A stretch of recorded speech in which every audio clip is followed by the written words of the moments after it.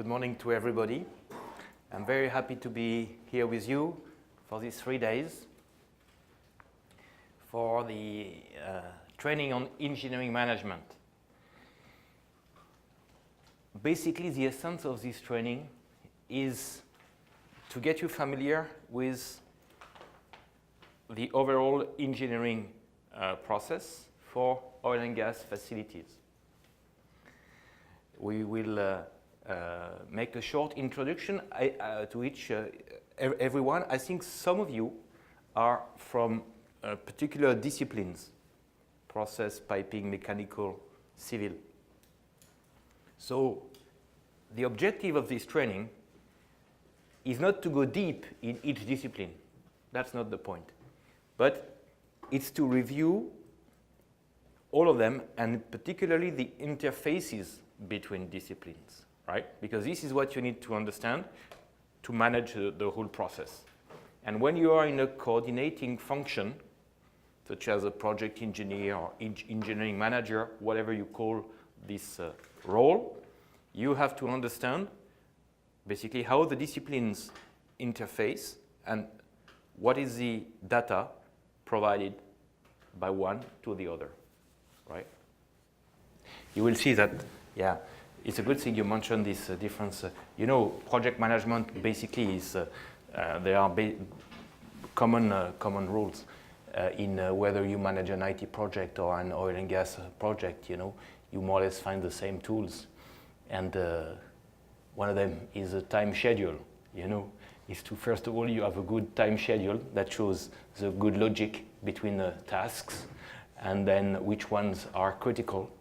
And that's, of course, one of the key aspects of the project management is the project timely delivery.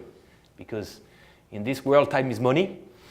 And especially I was discussing with Exxon, one guy, project director from Exxon, and he was saying in the past, Exxon used to calculate economics of projects based on a return on investment of 20 years.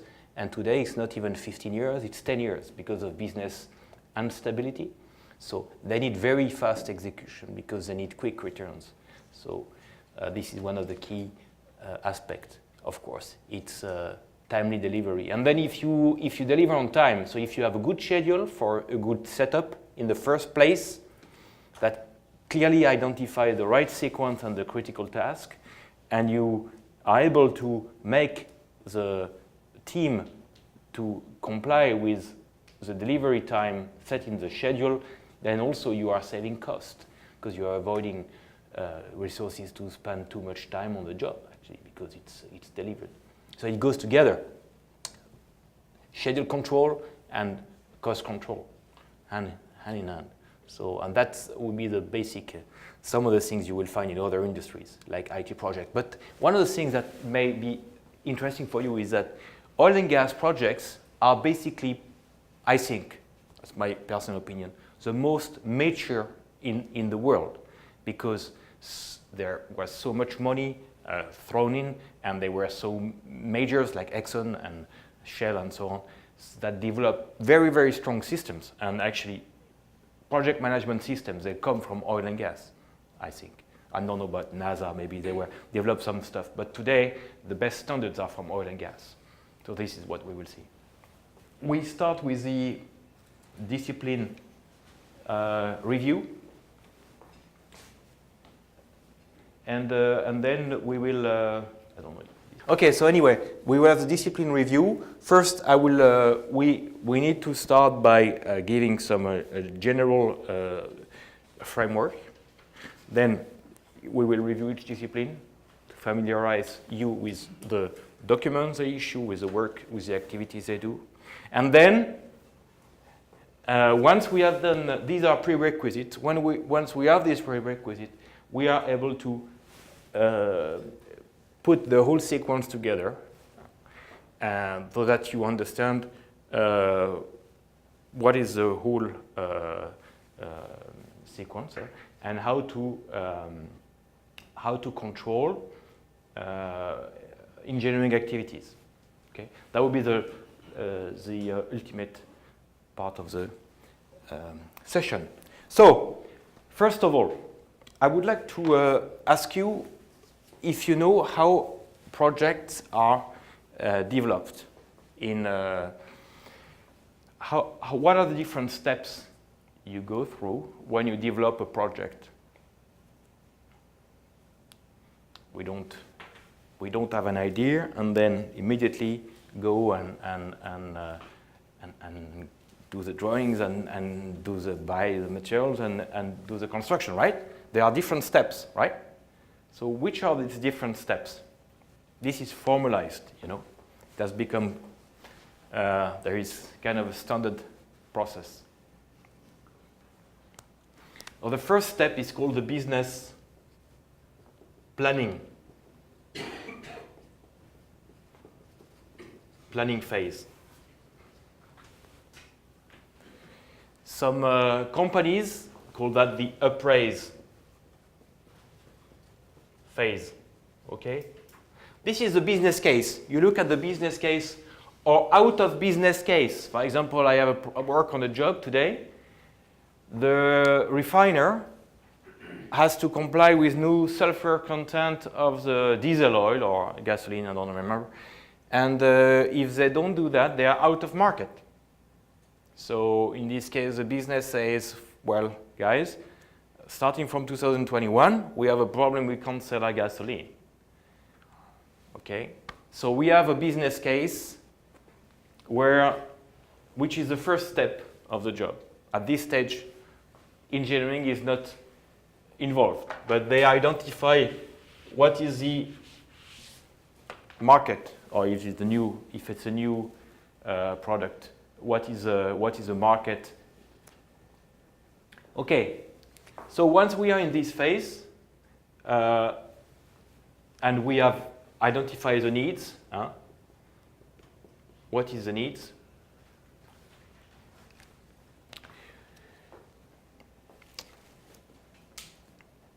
So the functional requirements and the economic evaluation.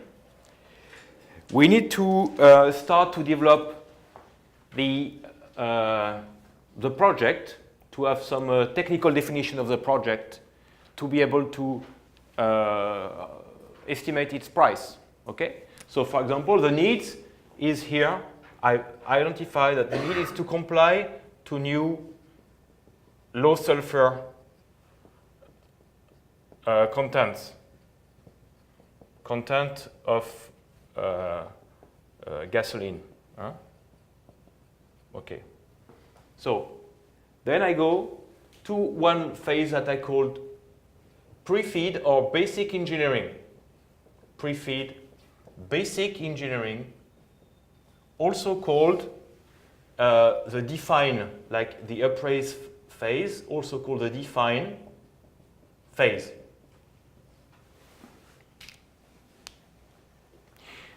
Another also way you could hear is FEL 2. FEL 2. Okay, this is front end loading. It's a term commonly used in this industry. You know, front end loading of the project. So this was FEL 1, the business planning phase, front end loading 1, and then you go to FEL 2. And then in FEL 2, you will identify, so you will progress the technical, you will produce the technical definition of your project, high level, to be able to start to put a price of the CapEx and the OpEx as well. Okay. So first CapEx estimate, plus or minus 30%, and then estimate of the OpEx, which allows you to calculate the project net present value. Pre-FEED phase. Okay. In this stage, it's called define stage. Why? Because you choose a technology. You choose a process technology.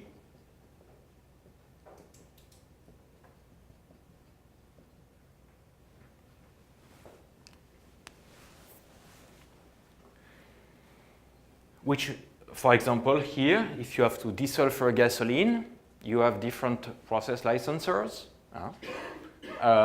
So you will make a call for bid to the different licensors and ask them, give them your requirements, and then they will make a bid. They say, okay, we can design a process to achieve your functional requirements, and they will give you information about the CapEx and the OpEx. In which form do you think this takes place?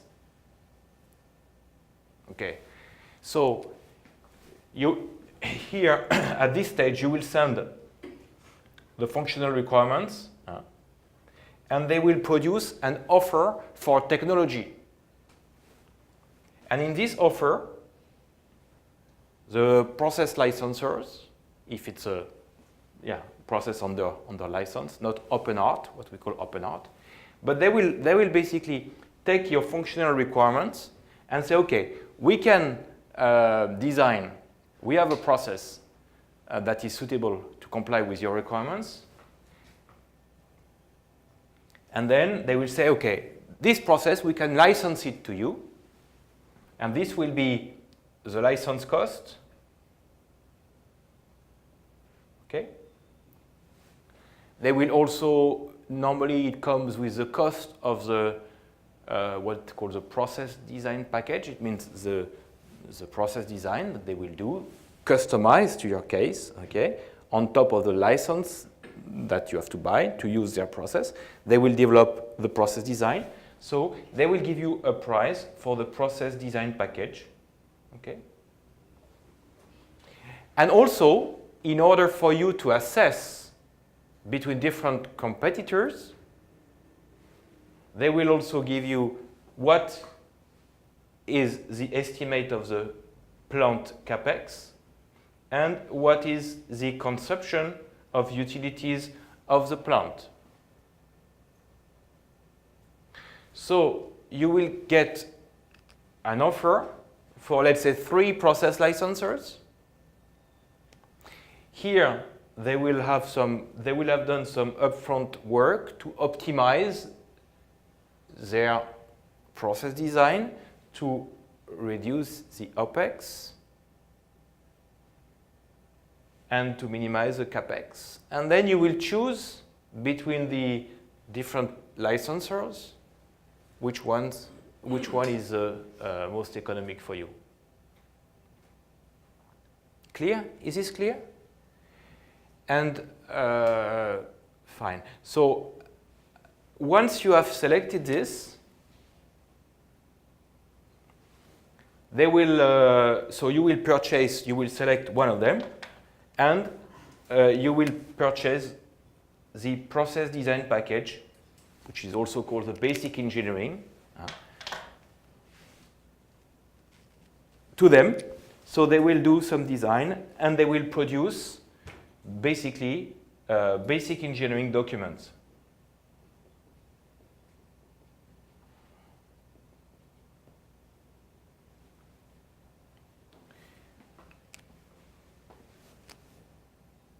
And these documents will enable you to do the cost estimate with this accuracy. What type of documents will they produce? Well, to get to this level of accuracy of the estimate of the total install cost of the facility, of the CapEx of a facility, which level of engineering you need to go? Yes, you're right. You here to get to that, PFD, and what else? You need to do some, so PFD is a general, okay, sequence of process equipment. What else? Yes, what else?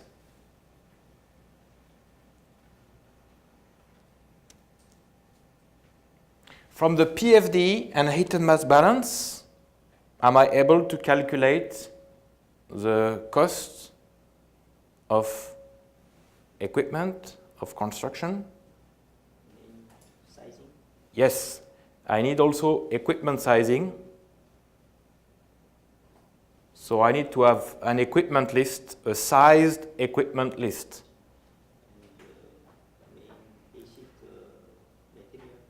Yes, you're right. That will be in the sized equipment list.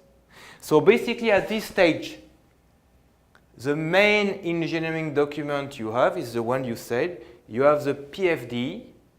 You don't bother with the PNIDs yet. But most importantly, you have the sized equipment list.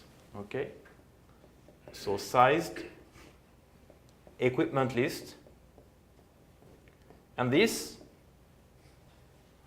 for instance, in this sized equipment list, you will have a vessel or a column C001. You will have the diameter, 2.5 meter, the length, let's say 18 meters, and the material of construction, let's say we will put SS316, and that's basically, and the design pressure. Design pressure, let's say, I don't know, 10 bar, whatever. That's for a column. If you have a pump, you will have to know what is the power, estimated power of the pump, okay? And also the material of construction, the type of pump, as I was saying, if it's an API pump or not an API pump. Okay, for compressors, it would be the same. What is the estimated power? For heat exchangers. And then, on this basis, the cost estimator will be able to estimate the capex with this level of accuracy. They apply basically ratios. For instance, first of all, they calculate the weight for vessels, and then they apply ratios for the material based on the weight. So this tower, they will calculate its weight and then apply so many dollars per kilogram for SS316 or whatever is the material. For pumps, they will use ratio based on the number of kilowatt, okay?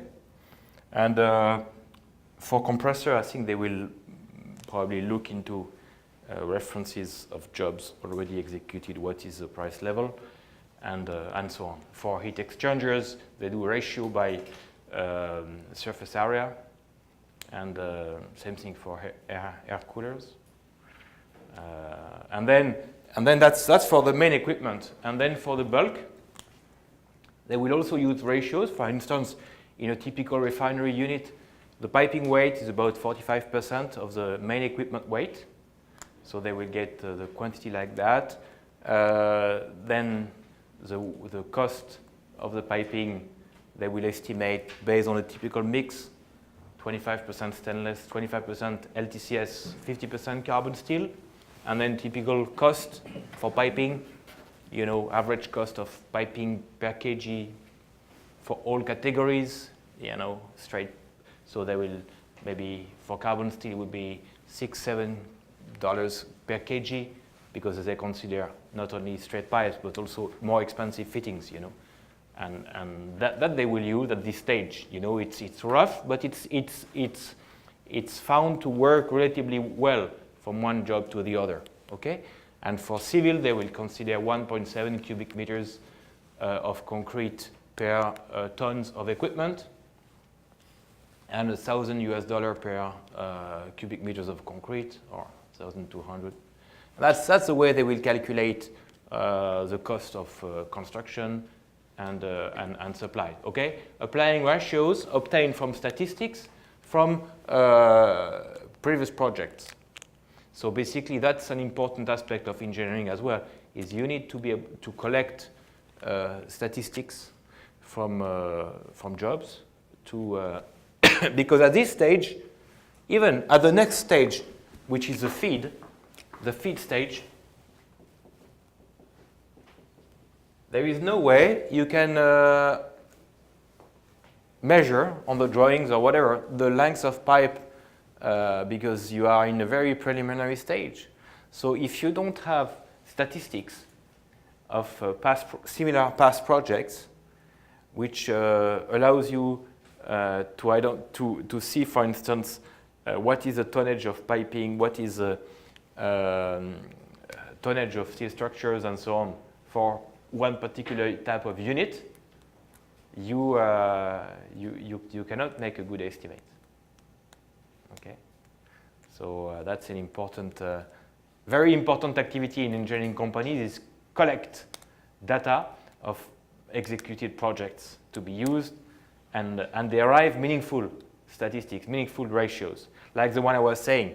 In a unit, outside pipe racks, in a unit, in a typical refinery unit, the piping weight is 45% that of the equipment weight. By the way, it's logical, because the piping weight increases with the equipment weight, because the pressure, they are all designed at the same pressure. So, if you have higher pressure, you have higher piping weight, because the wall thickness is higher for the equipment as well as for the piping.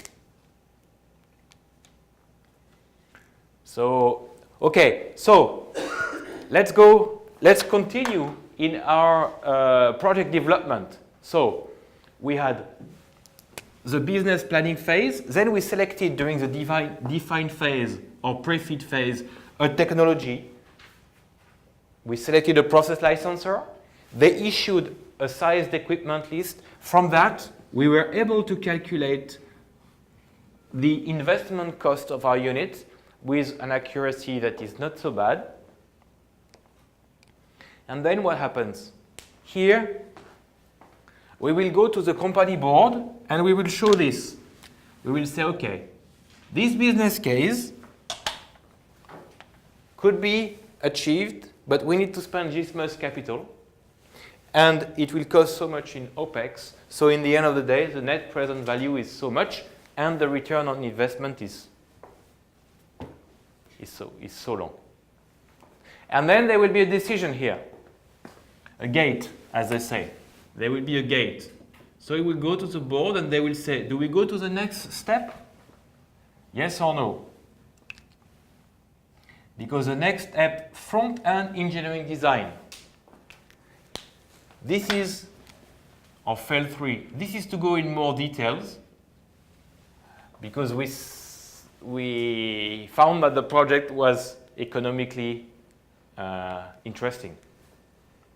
But this is going to cost, typically a FEED will cost between 2 and 3% of the total cost of the facilities. So if you have a $1 billion capex, you have to spend maybe $30 million for this phase of FEED. So you only engage into this phase if you think the project is going to go ahead. That's why you have this gate. Okay, understood? So pre-FEED phase, you don't burn a lot of cash. You just enough to get the sized equipment list. You give it to your cost estimator, and they work out a price of plus or minus 30% using ratio statistics, right? And then, if you decide to go ahead, you pass the gate and you go into FEED, front-end engineering design. In FEED stage, you go ahead with, you progress the design. Okay. Have any of you experienced FEED? Have some of you worked on FEED? Okay. So FEED, you go further than the PFD. You develop the PNIDs, right? You go further than the sized equipment list. You produce data sheets of equipment, not only process data sheets, by the way, but also mechanical data sheets. You issue inquiries to vendors. You get bids, you review bids, you do your clarifications, because you need to have clarified prices for all your equipment. all the process equipment. You perform the plant layout. Here we did not mention about the plant layout. We were not doing the plant layout, or maybe just typical one. But here at the feed stage, we develop the plant layout. We do some piping routing. We are able to estimate more precisely the pipe racks, the steel structures, and so on. So we will see, by the way, we will see in detail what are the different deliverables and activities in basic and feed, but this is just an introduction. Okay. So here, why we do all this? So here we also develop the architecture of the electrical distribution, of the control systems.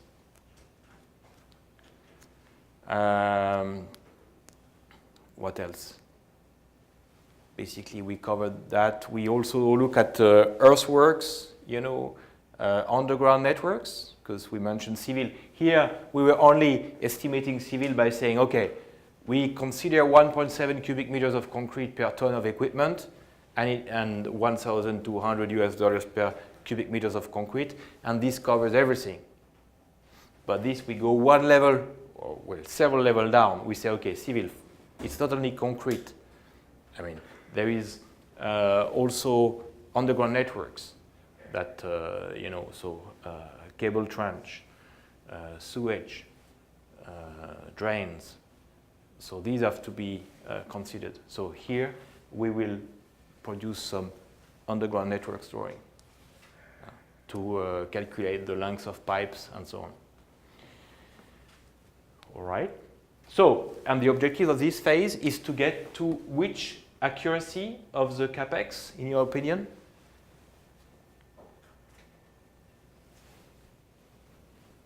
Plus or minus 10%, which is the accuracy required to take the final investment decision, which is another gate. So here you go through another gate where here you have the FID, final investment decision, which is also a meeting with the board, and then again the net present value is calculated, okay, on the basis of the revised capex and opex as well, because you have refined the opex, of course. When you have progressed the design, you also have refined the opex, because you have sized, for example, the heat exchangers, so you know how much cooling water you need and so on. Okay, the electrical power, and fine. So you, at this stage, you make the final investment decision, and then you go into the project, which is the execution of the project, so the EPC.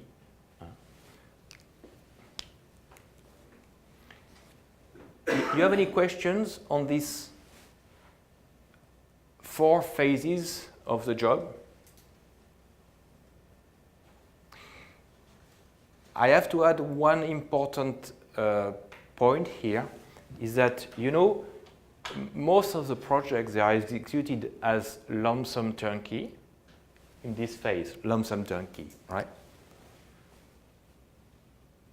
So what happens is that here, at the end of the feed, in fact, one of the deliverables of the feed is the design basis, or the technical basis that is sufficiently defined, precise, to form the standalone basis for the lump sum turnkey. Okay? So in terms of here, at the end of the feed stage, you will have the all the technical documents needed to go into a lump sum turnkey. What does that mean? A lump sum turnkey is basically you cannot change because it's a fixed price, lump sum. Okay? So you need to define your technical content very precisely. For instance, which are all the applicable specifications, because the contractor has given a fixed price. So you cannot come back later with a different specification. Otherwise, there will be a change in work, and then, okay, it will create issues, claims, or additional time or money, and so on. So you want to avoid that. So that is to say, because you find that most EPC contracts are contracted under lump sum basis. Here, you need to, in FEED stage, you need to have a very precise technical definition in all disciplines. For example, in instrument and control, you need to define things like, for example, amount of spare free space on the cable trays, amounts of spare free IOs in the cabinets. Is it 20%? Whatever. You know, this needs to be defined, because after you have received the lump sum offer, you cannot change the technical basis. So, in fact, here you have quite a bit of work at FEED stage to produce all these technical bases to be able to contract as a lump sum turnkey. One other thing I forgot to mention at this stage is that you prepare the requisitions, the material requisitions for the long lead items. Okay? That's also an important part of the FEED. Material requisition for the long lead items. Long lead items, clear for everybody, is the equipment with long manufacturing time. For example, turbo machinery. This will typically take 16, 18 months. You need to book a slot in the manufacturer and so on. You need to identify these ones, and heavy wall vessels, exotic alloys, compressors, you know, this stuff. So you need to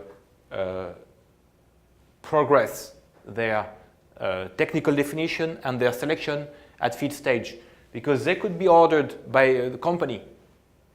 They could be CPI, company provided items. For example, on FPSOs, some people have mentioned FPSOs, typically the turbo machinery. You know, on FPSOs, typically you will have turbo compressors to compress the gas, and turbo generators to make the power. So you have 5 turbo machine, 5 or 6, depends,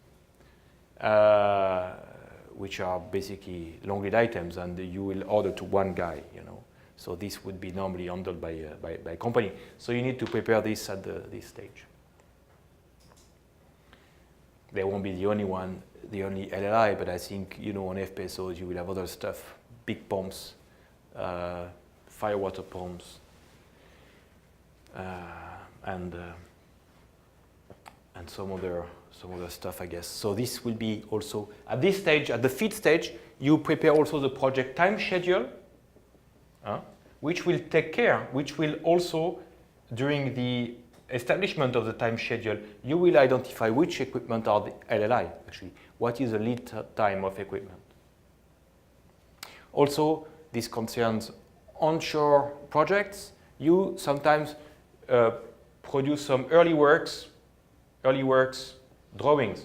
For example, if you have a lot of earthworks to do on this site, because the site is very hilly, it's not flat, you can do some early works, and already at the very start of this EPC, already you have the drawings to make some earthworks. It will save time. Has anybody any question on this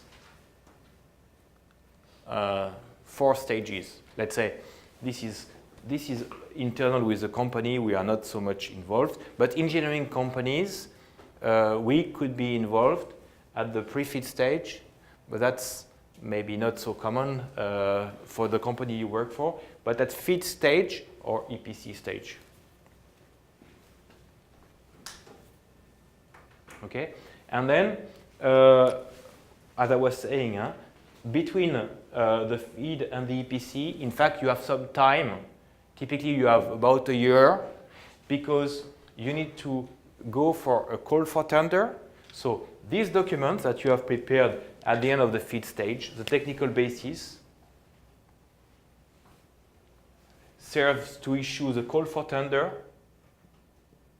and then you receive the lump sum turnkey bids, and then you place the contract.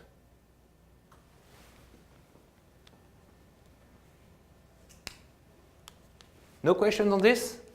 Really? So some, FEED contractors, there are some companies that are specialized in FEED, and some companies that do both FEED and EPC. Usually it's a good idea to take a FEED contractor that is also an EPC contractor, because they have all the experience for the EPC. So they are able to do a better work for you than if you take a pure FEED contractor. Okay, you see, so this project development scheme takes quite a bit of time, because you have the basic phase. This, to produce a PDP, basically takes 3 months here. So altogether, it will take some 6 months. Then the FEED, I take a big project, let's say $1 billion US, something like this, The FEED is going to take you 9 months. And then you will lose a year, more or less, because you issue almost a year. You issue the call for bid, you review the bid, you place the contract for the lump sum turnkey. So you have, 6 months of basic, 9 to maybe a bit more of FEED, and then you have at least 6 to 9 months of call for tender and contract negotiation, and then only the start of the EPC. One way that companies work today is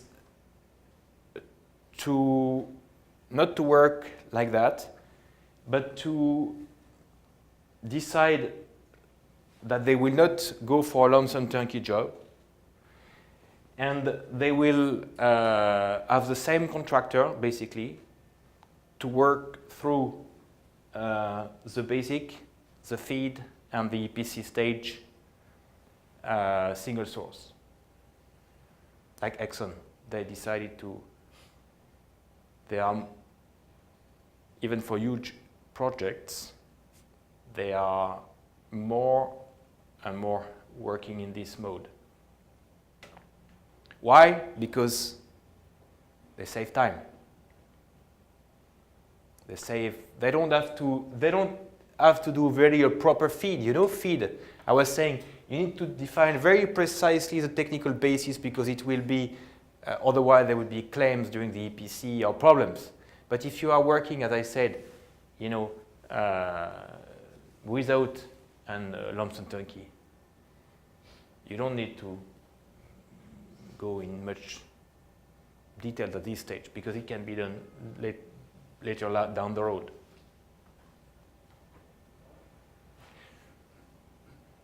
So this is the conventional project execution phases, but you have some, let's say, more modern, more up-to-date, and nowadays what I can see is a tendency of companies to use these forms, which is to go single source, to select an engineering company, and to go and not to go to this scheme of lump sum turnkey, which is usually resulting in claims and so on. But to work in they work in open book, by the way. Means you are not under a lump sum, you work under reimbursable basis, cost plus. So it means you basically, the contractor, you have a services contract, okay? You are paid your man hours, and the equipment you purchase, you are paid with a fee. So even sometimes you place the orders on behalf of the company. Okay, it's a ExxonMobil purchase order. You are just preparing the purchase order, and it's actually placed by them. It's a faster and less conflicting way to execute projects. But it's not the case of all clients. In the Middle East, no way. They will not work like that. They want Saudi Aramco and the likes. They want half the EPC contractor of the world to compete and to have the really lowest price and so on. If you take, Qatar Gas or, these companies, they will not work like that because they are not comfortable. But what I see is that majors, Shell, Exxon, are working more and more in open book, like this with Western engineering companies. This is a tendency. Okay, so I hope I made it clear what is basic engineering, process design package, and what is FEED. We will see more details later on, and then the sequencing of the usual, let's say the standard sequencing of an oil and gas project, and the gates. The gate you have here to decide, I'm going to spend 2 to 3% of the estimated investment in define. This is called, no, I was wrong. This is not define. This is called select phase. I'm going to spend 2-3% in the define, and this is called execute. By the way, these words I use are the BP wording. So BP, they call the FEED the define, the EPC is execute, and the pre-FEED the select, and the business planning phase. Business planning phase is the Aramco denomination, and this is the appraise. I think Aramco, they call FEED the project proposal, if I'm not mistaken.